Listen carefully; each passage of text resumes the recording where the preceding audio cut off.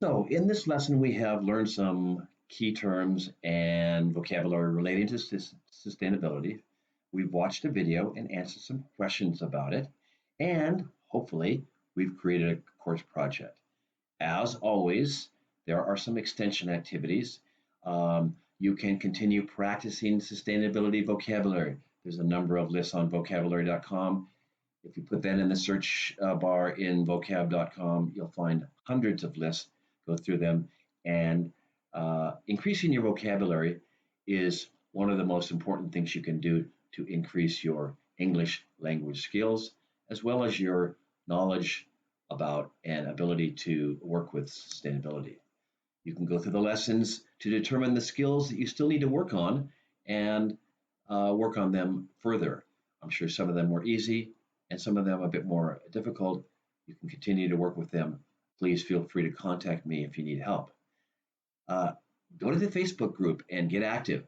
Maybe you can find some other English learners and engage with them to increase your knowledge about sustainability and your English skills. And if you want, find another course on sustainability. There's many great sites with many free courses.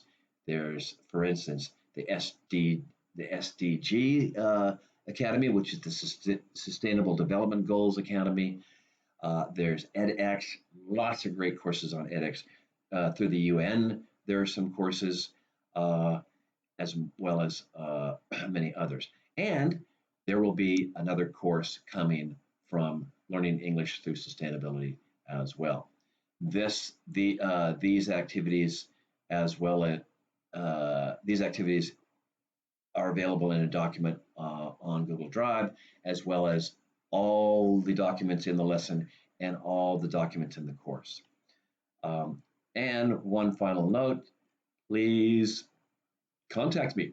Contact me on the Facebook group or at my email, the course email, which is terrapromise.earthsteward@gmail.com. It's been a real pleasure being with you, and please stay tuned.